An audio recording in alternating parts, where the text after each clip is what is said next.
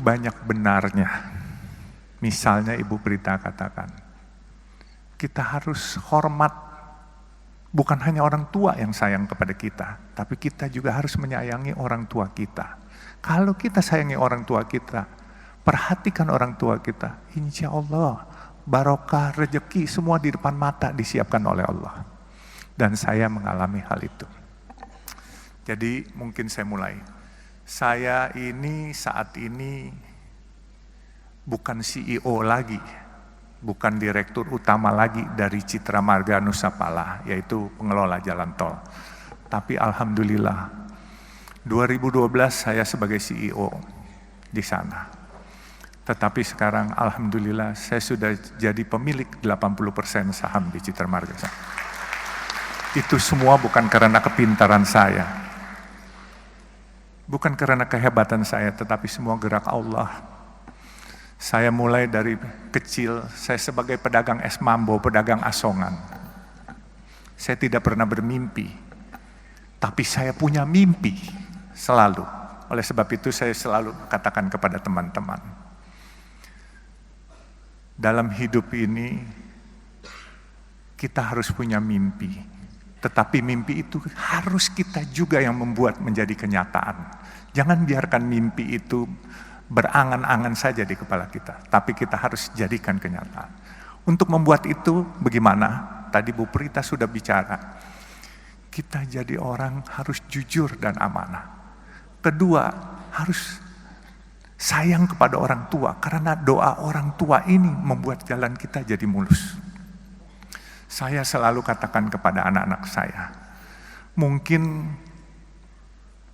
kalau kamu disuruh pilih sayang ibu atau bapak, kamu bingung.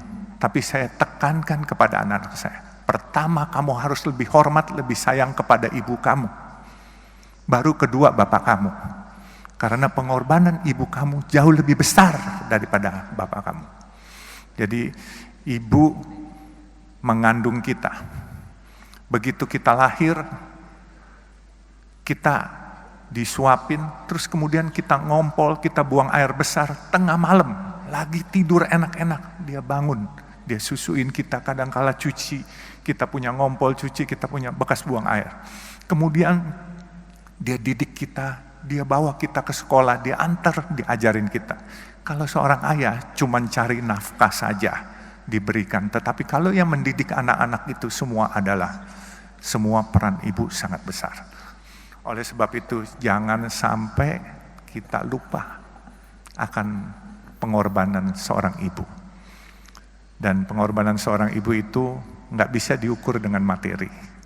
Saya pun kadangkala suka sedih. Saya kalau ke makam ibu bapak saya, andai kata saya masih punya ibu bapak, pasti saya akan sayangin lebih. Tapi ya, mungkin Tuhan berencana lain.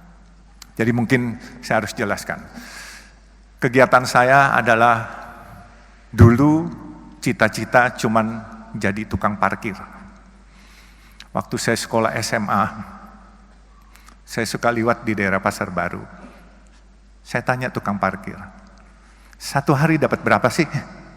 Dapat 10.000 sampai 15.000. Waktu itu satu mangkok bakmi hanya 300 perak. Jadi kalau 10.000 sama dengan 33 mangkok. Andai kata saya makan satu hari 3 kali, saya masih bisa save 30 mangkok. Berarti saya masih bisa jadi tukang parkir aja udah cukup. Itu cita-cita waktu SMA. Terus saya bermimpi, kok orang-orang bisa sukses? Bagaimana cara sukses? Satu hari saya ke toko buku. Saya lihat buku bagaimana jadi orang sukses. Saya nggak punya uang. Waktu itu toko bukunya di Pasar Baru, toko buku Tropen. Saya hanya duduk ke sana, saya numpang baca, terus saya pulang. Saya bacain buku bagaimana cari orang sukses. Sebenarnya nggak perlu baca buku lagi, karena tadi yang Ibu Prita katakan itulah di buku itu sebenarnya intisarinya.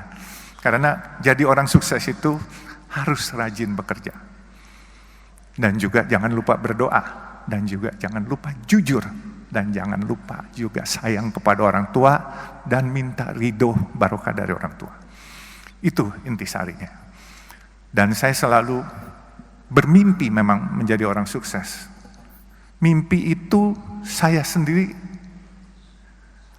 pesimis waktu itu untuk sukses. Tetapi seperti saya katakan, bahwa ini semua gerak Tuhan, bukan gerak saya. Saya jadi mualaf umur 24 tahun. Saya diangkat anak oleh almarhum Buya Hamka. Dan seiring saya jadi mualaf, saya cuma niat minta kepada Allah. Karena waktu saya jadi mualaf itu Buya Hamka bilang, "Nak, dosa-dosamu mulai hari ini 0. Jadi kamu mulai lagi dengan yang baik ya." Jadi saya mulai dengan yang baik. Dan saya niat minta kepada Allah, "Ya Allah, dengan perkenan Engkau, kalau memang diperkenankan, aku ingin mengharumkan nama Islam dan aku ingin sukses." Sukses itu entah bagaimana, apakah punya nama besar, apakah punya harta, saya bilang terserah. Rupanya doa saya dijabah Allah. Dan saya bisa mendapat kesempatan mempunyai usaha.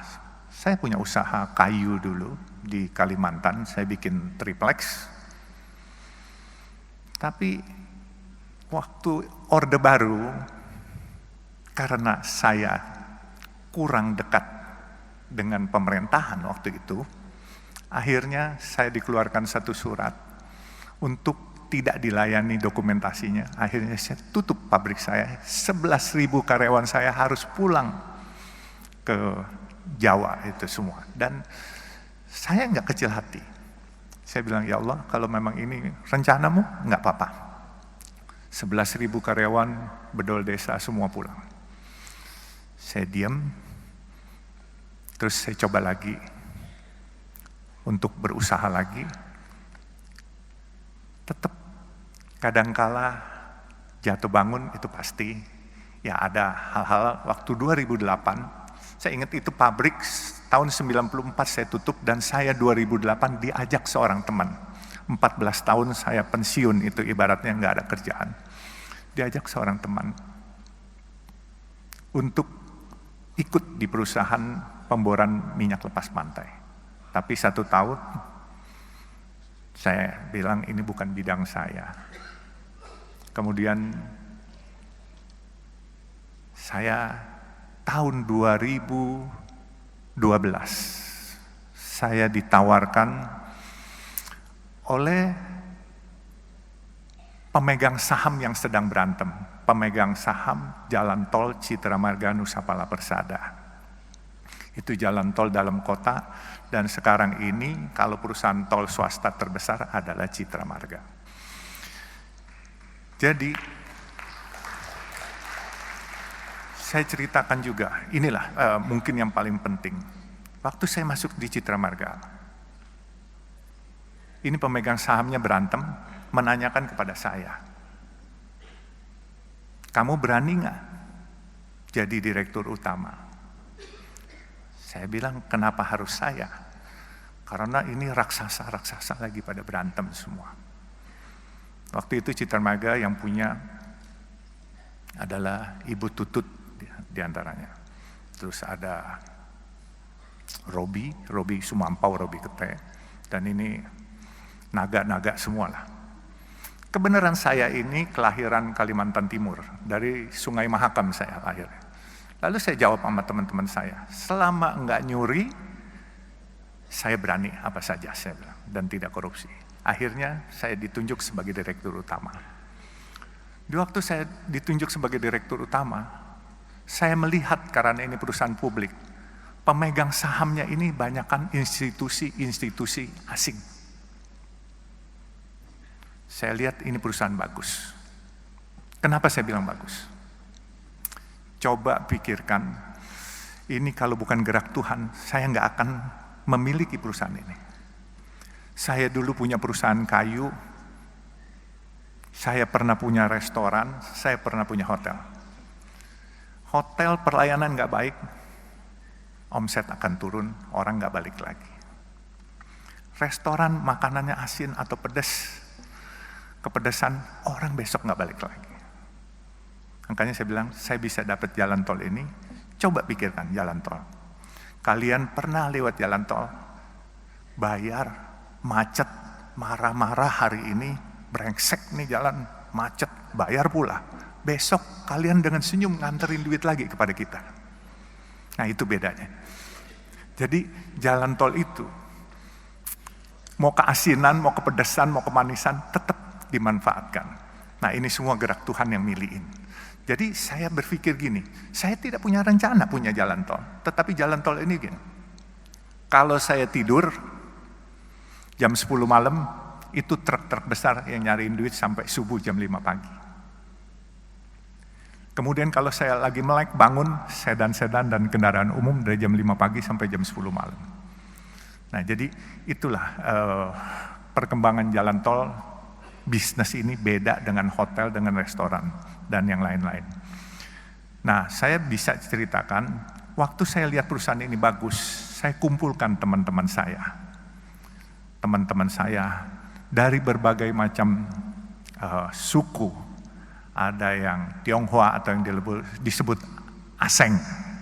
Jadi saya bilang, ini daripada asing yang milikin, kenapa enggak kita-kita, kalian para Aseng, teman-teman maupun yang lain, ayo kita milikin. Mereka tanya sama saya, bagaimana? Saya bilang, gampang, siapin aja dananya, saya bikin asing ini keluar barangnya. Jadi waktu itu saya direktur utama, apa yang saya sebut itu pasti bereaksi market. Tapi waktu itu memang saya menyebut ingin membeli sesuatu barang, itu asingnya ketakutan. Kebenaran saya nggak sekolah tinggi Pak, jadi saya main seruduk aja. Kalau ikutin aturan saya nggak berani ngomong begitu, karena di aturan nggak boleh. Jadi saya bilang hari itu, saya ingin beli Bank Senturi yang sedang bermasalah waktu itu. Itu semua asing tidak setuju. Dia lepas barang itu semua. Akhirnya teman-teman saya beli semua. Akhirnya sekarang pemiliknya adalah orang Indonesia, asli semua Pak. Jadi Citra Marga ini udah nggak ada asing. Kalaupun ada Aseng 1-2 orang gitu. Jadi kita boleh berbangga lah, ini kita tarik kembali Citra Marga, dan saya pikir ini sesuatu perusahaan yang besar. Dan kenapa saya bilang besar?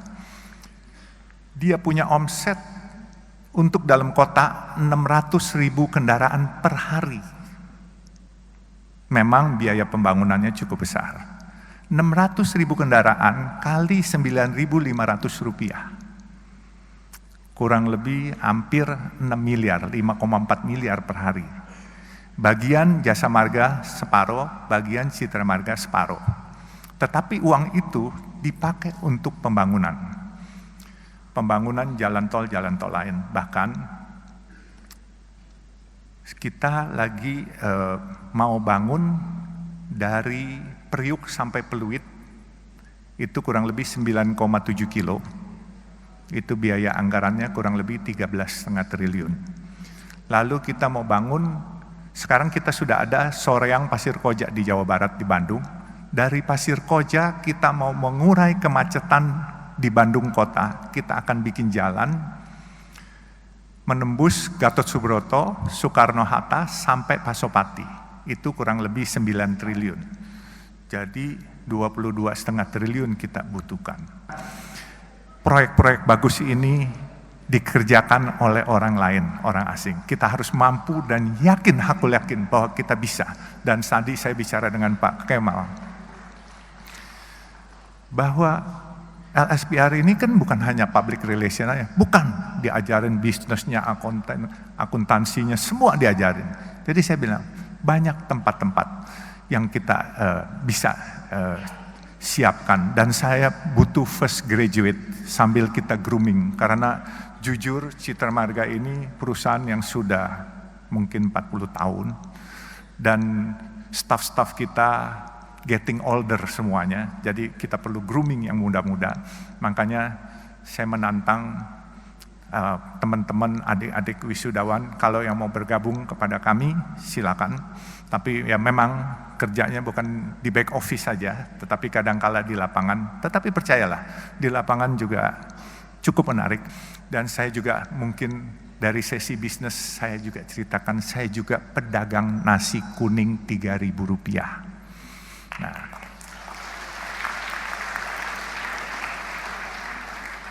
mungkin orang bertanya, kenapa saya dagang nasi kuning Rp3.000? Tadi Pak Kemal nanya, kenapa nggak kasih gratis?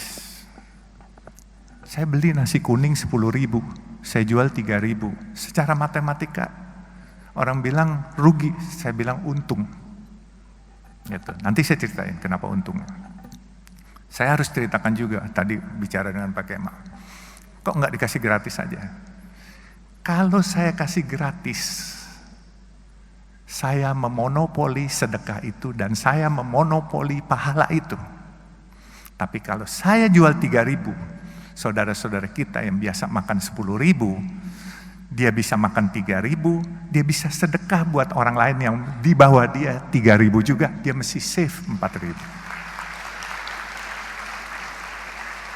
Jadi bukan bisnis aja yang nggak boleh dimonopoli, sedekah juga nggak boleh monopoli, pahala juga nggak boleh dimonopoli. Nah, saya tekankan siapapun yang ingin ikut program nasi kuning saya, kemarin siang baru dibuka di Kelurahan Menteng, Jalan Anyar, bekerja sama dengan SMP negeri setempat. Itu nasi kuning, tapi dia seminggu sekali. Saya biasa buka Senin sampai Jumat, kita udah ada 12 outlet.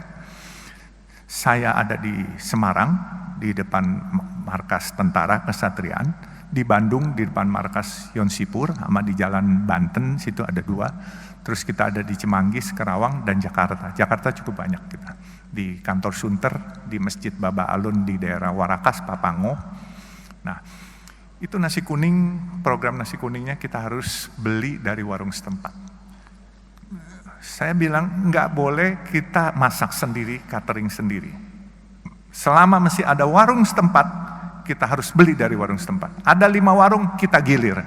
Hari Senin warung pertama, Selasa warung kedua, dan seterusnya. Mereka tanya, kenapa? Saya bilang, kita mau sedekah. Mereka mau cari nafkah, warung-warung kecil setempat.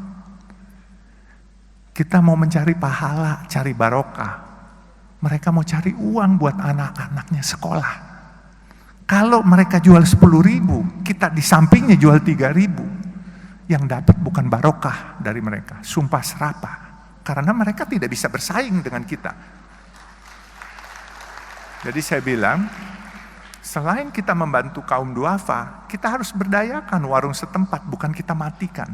Supaya berkahnya itu kebagian semua. Kaum duafanya kebagian, warung UMKM-nya kebagian, supaya semua barokah, everybody happy, kitanya pun juga happy.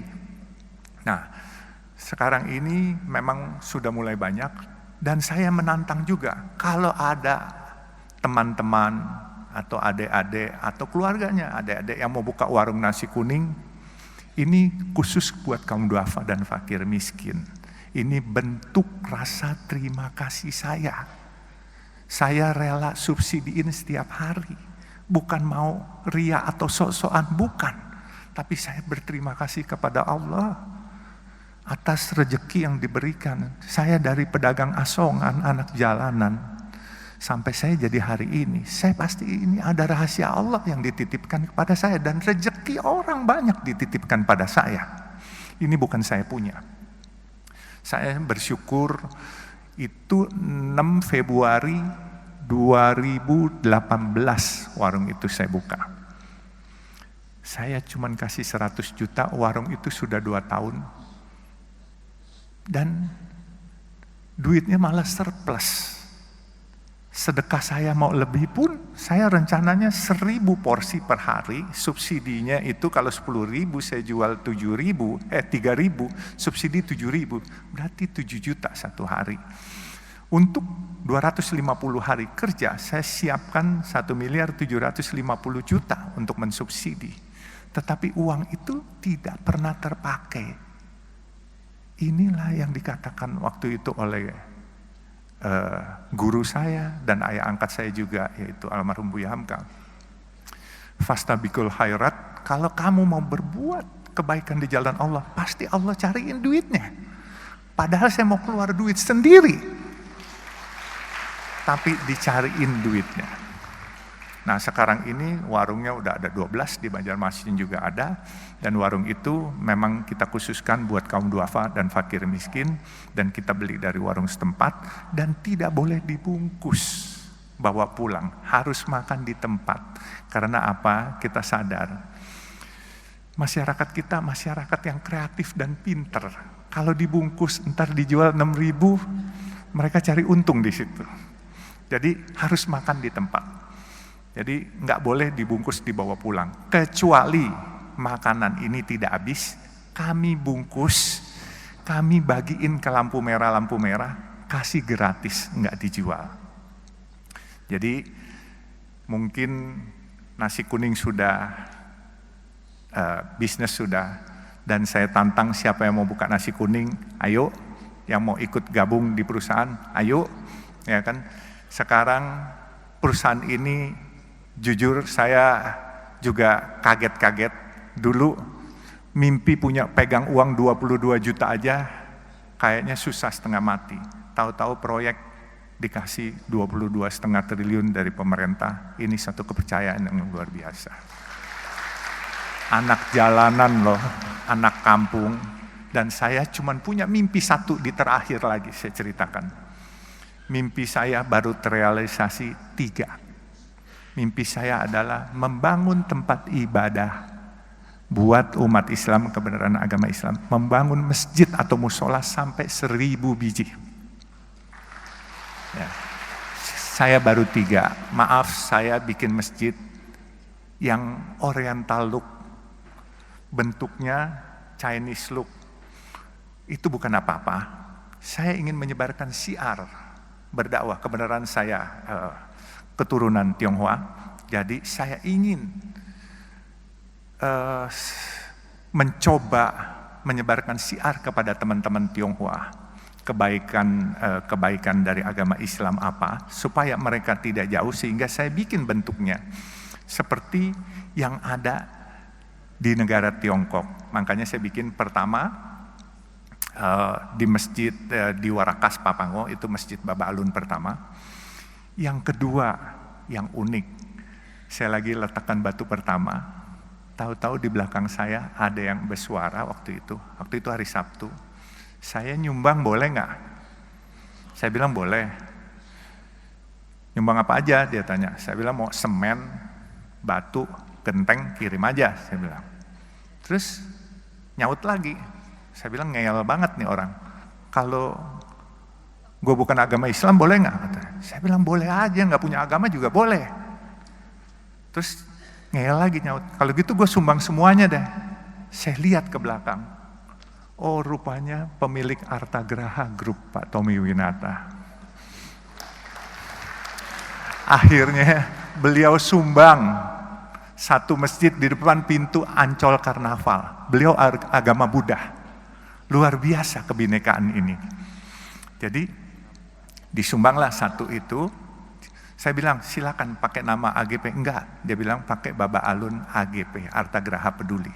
Jadi masjid kedua. Masjid ketiga saya bikin hampir jadi di depan gerbang tol Depok Antasari, Desari. Kebenaran jalan tol Desari pun kami punya. Jadi jalan tol yang dimiliki Citra Marga adalah jalan tol dalam kota, bekerja sama dengan Jasa Marga. Depok Antasari kita bekerja sama dengan Wijaya Karya. Terus kita di Surabaya dari airport ke Waru. kemudian di Bandung kita dari Soreang Pasir Koja, nantinya North South Link yang menembus ke Pasopati. Terus kita juga Cisumdau, Cileunyi, Sumedang, Dauan yang ke Bandara Kertajati. Dan di Bogor kita ada 40% dengan jasa marga kalau dari Sentul ke Bogor.